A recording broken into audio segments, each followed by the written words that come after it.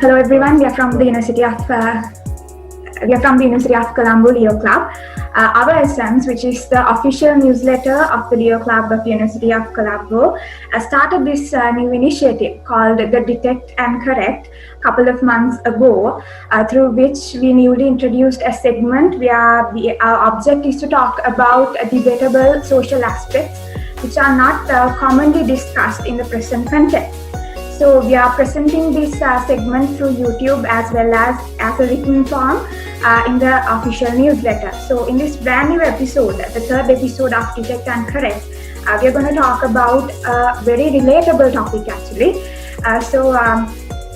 If I ask you the question, when most of us wake up in the morning, one of the first things we do in the morning is to check our phone or our social media account. So that's how dependable we have become on our cell phones, our smart devices, our social media accounts. So it definitely has a very positive impact on in a global context, because without these technological improvements, we wouldn't have even existed this long. But it also had negative consequences, of which we are going to talk about cyberbullying today.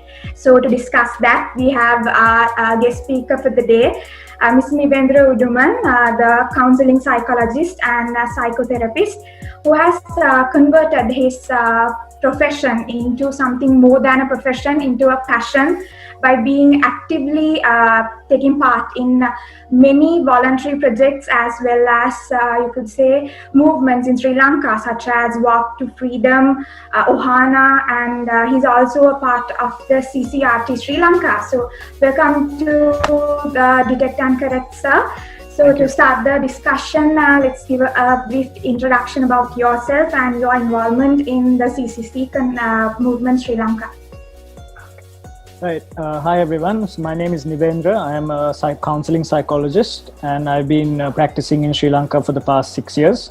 So throughout that time, I've worked at different organizations and also done a few voluntary projects. So with the CCC line, I've been involved with them basically just as someone who is a supporter. So I've not really a part of the organization, but I just support them in their work.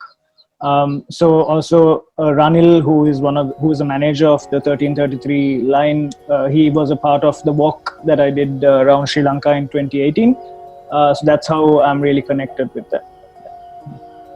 Okay, so moving on to the topic of the day, cyberbullying. How would you define cyberbullying, and how can a person identify that they are being a victim? I mean, you might have come across practical situations where you have faced victims or cyberbullies. Yeah. So if you look at cyberbullying is one of the kind of things that come under a broader umbrella term, which we call cyber exploitation or cyber violence, right? So under that, there are so many different categories, but one of them is cyberbullying. So cyberbullying, if in a very simple way, if you look at it, it's anything that is a form of kind of cruelty that you do intentionally, or that you do with the intention of hurting someone. It could be by sharing things on social media. It could be sharing very private information or material on social media, or it could also be kind of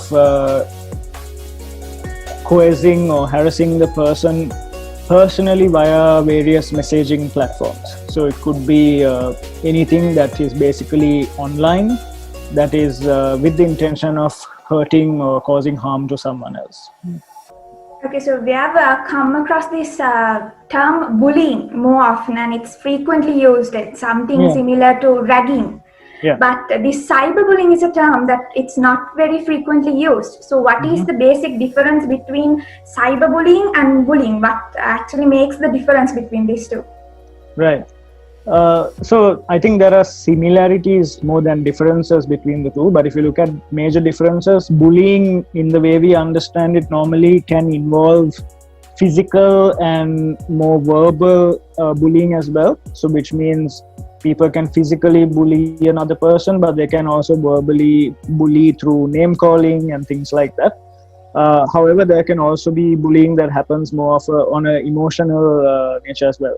Whereas in cyberbullying, I think the main difference is, the main thing that sets it apart is that the anonymity behind it. Because whereas a person can remain anonymous and still harass someone or cause harm to someone else, whereas when we talk about bullying, it's not the case most of the time. But otherwise, I think both these two terms are more similar in nature, because both of them involve causing harm to someone else, and both of them involve a difference in a power dynamic in a relationship between two people, where power is used as a way of also causing harm to someone else. Okay, so moving on, is there a no, definitely there's a psychological perspective when it comes to the process of cyberbullying. So simply, why does people cyberbully others? What makes them do this? So I think if you really look at the root of this, it is to do with certain cultural or societal beliefs or ways of thinking that we have. So for example,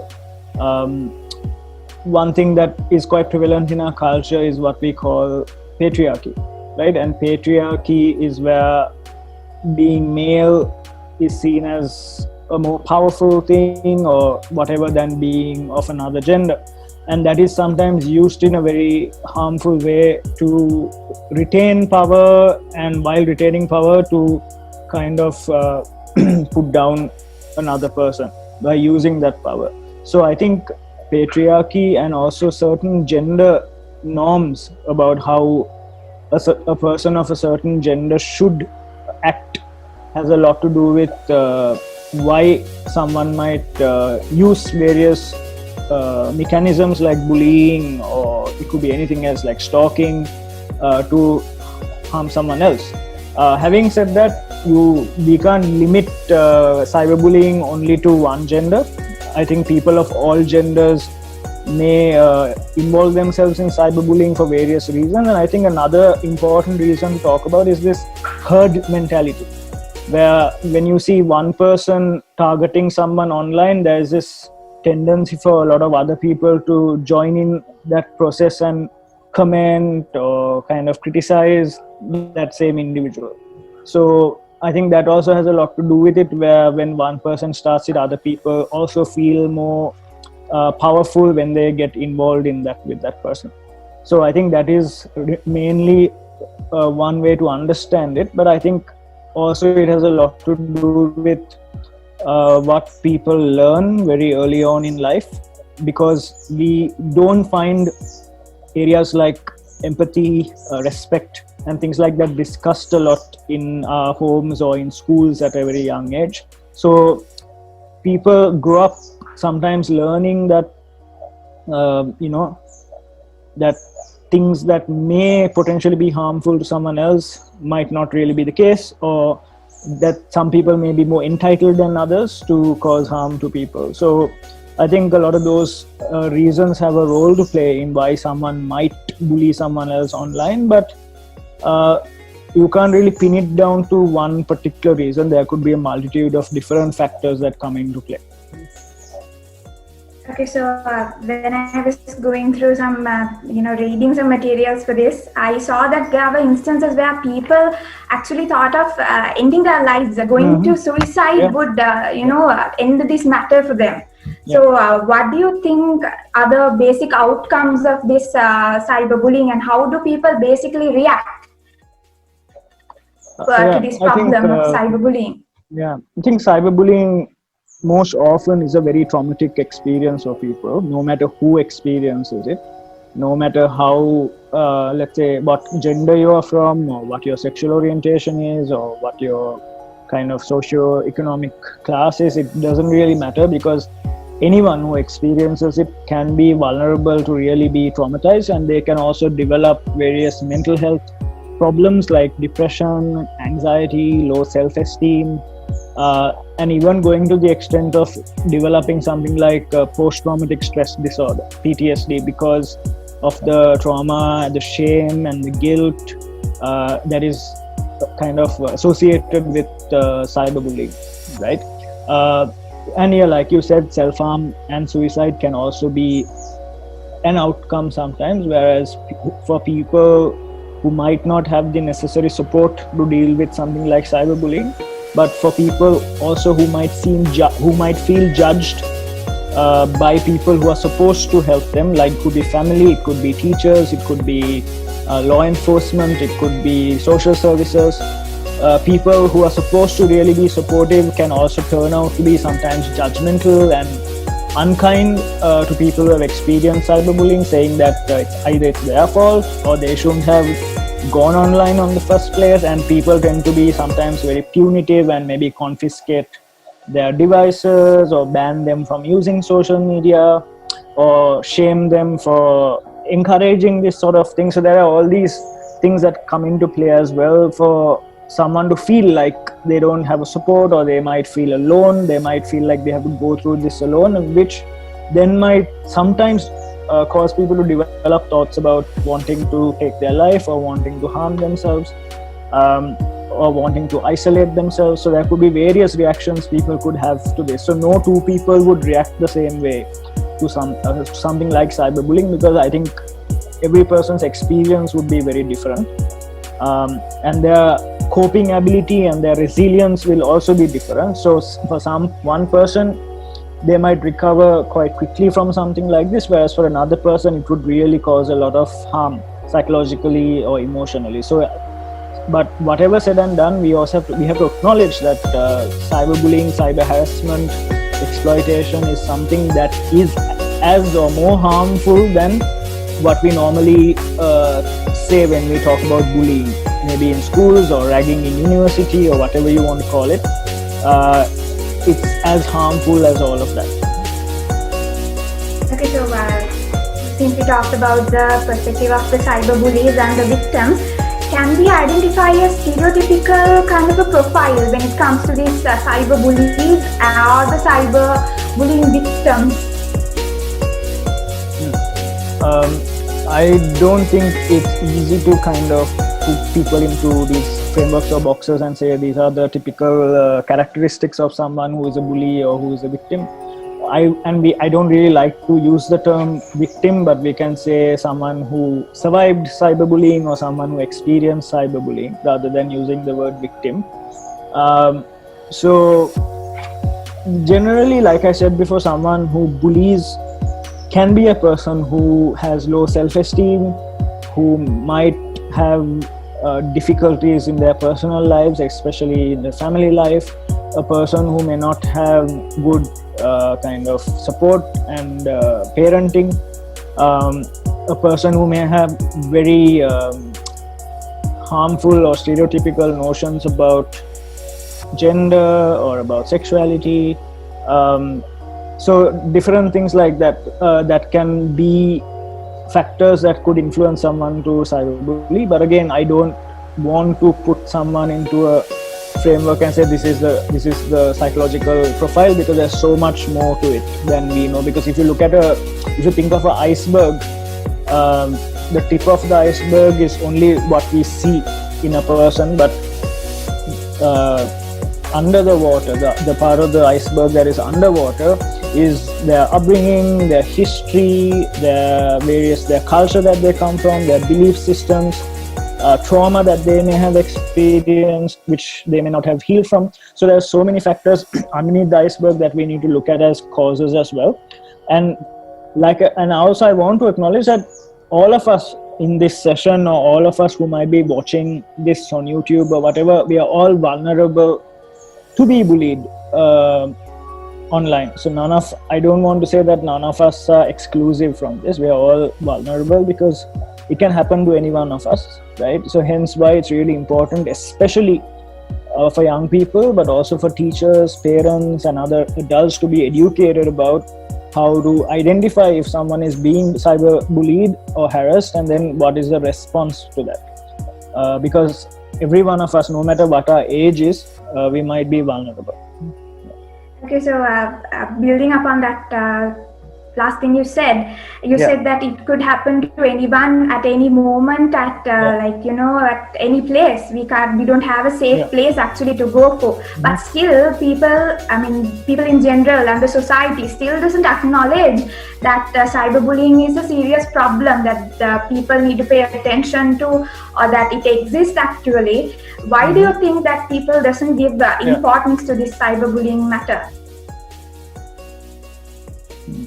Well, I think first of all, there has been some importance that the general public and the government has given in the recent past, because there was a standard operating procedure that was developed on how to tackle cyberbullying or cyber exploitation recently this year, which gives law enforcement agencies a proper kind of a protocol to follow to help people who have experienced cyberbullying. So that means it is getting some attention, and recently the National Child Protection Authority, the Women and Children's Bureau in the Sri Lanka Police have also been taking some interest in looking at how we can respond to cyberbullying, but also to prevent it, right?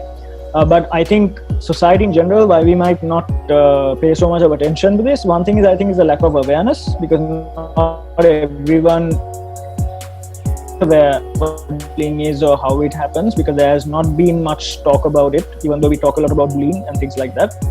Secondly, because of the anonymity and the invisibility, so we don't always see it happening, whereas for example in a university or a school, we might see it happening in our eyes, and we might actually talk about it, people may write about it, but in the online world, the invisibility factor and the anonymity factor plays a big role in us not really acknowledging it sometimes.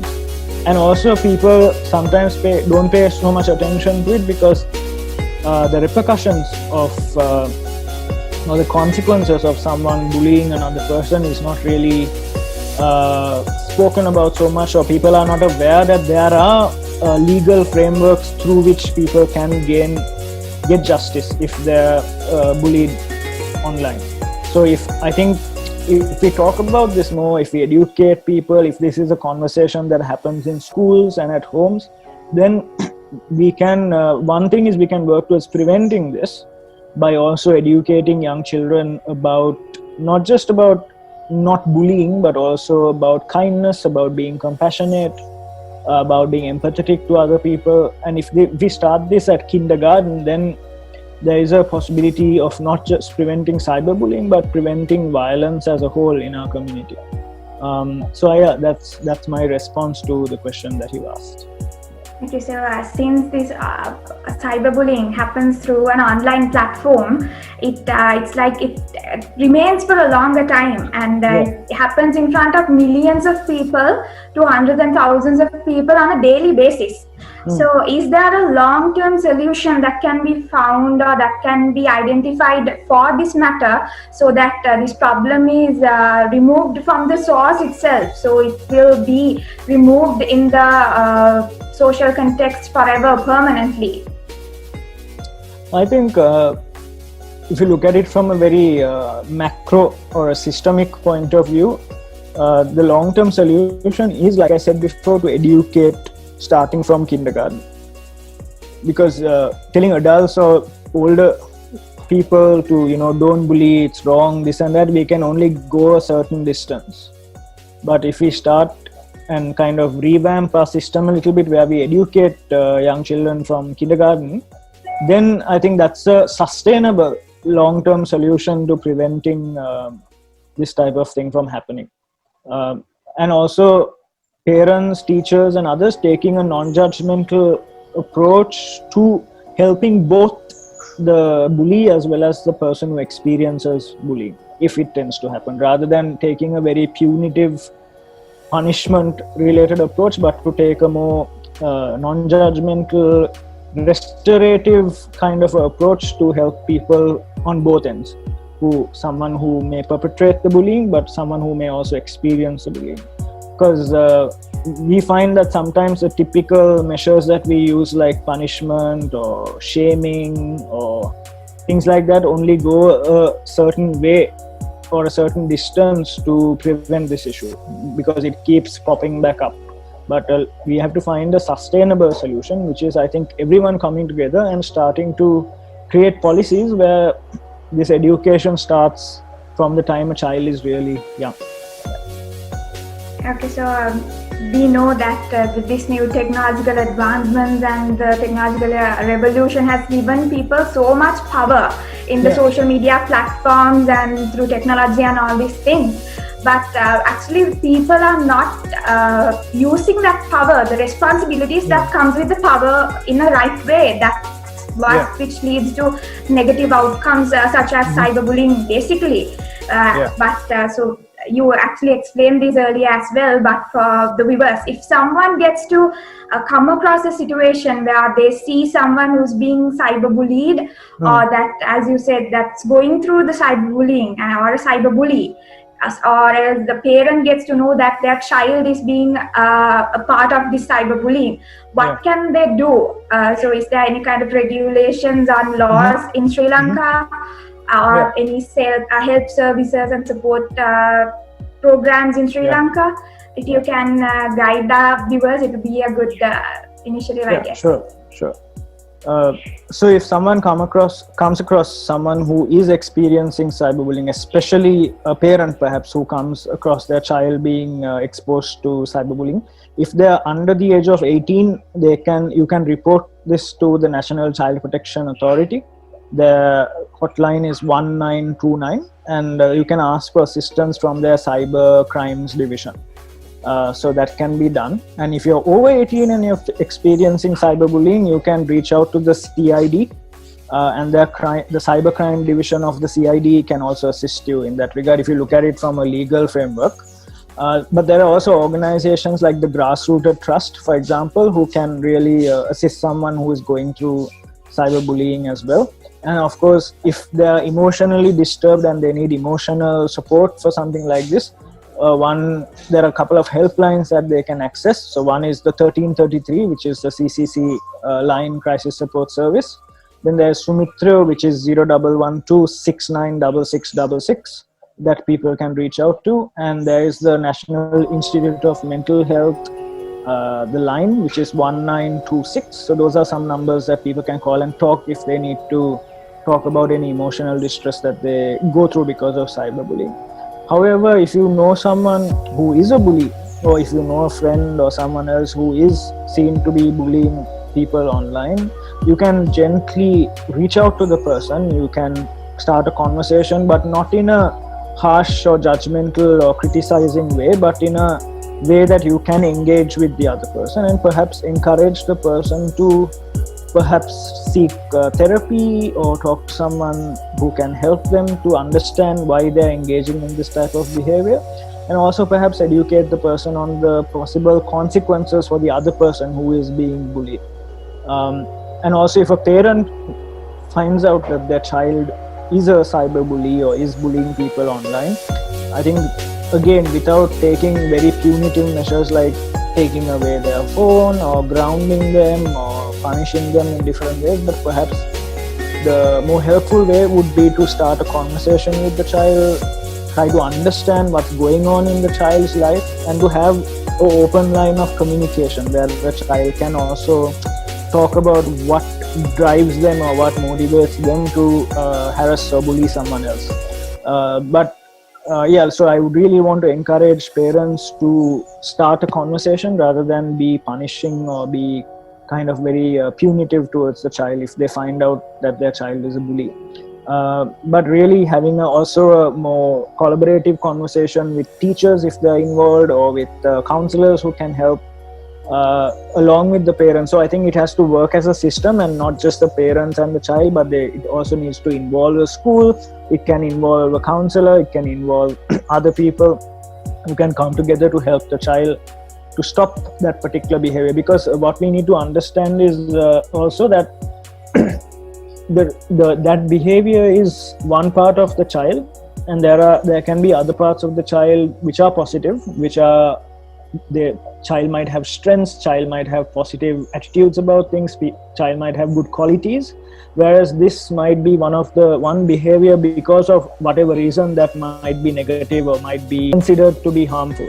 So it's not about looking at the child as a whole and saying you're a bad person or you're Yes, so finally, do you have anything else to add on this matter? Because it's a very important matter for all of us. I mean, we might have been victims of, we might have gone through cyberbullying that we are not even acknowledging, we don't even know. So, do you finally have anything else to add on this matter as the final part of this?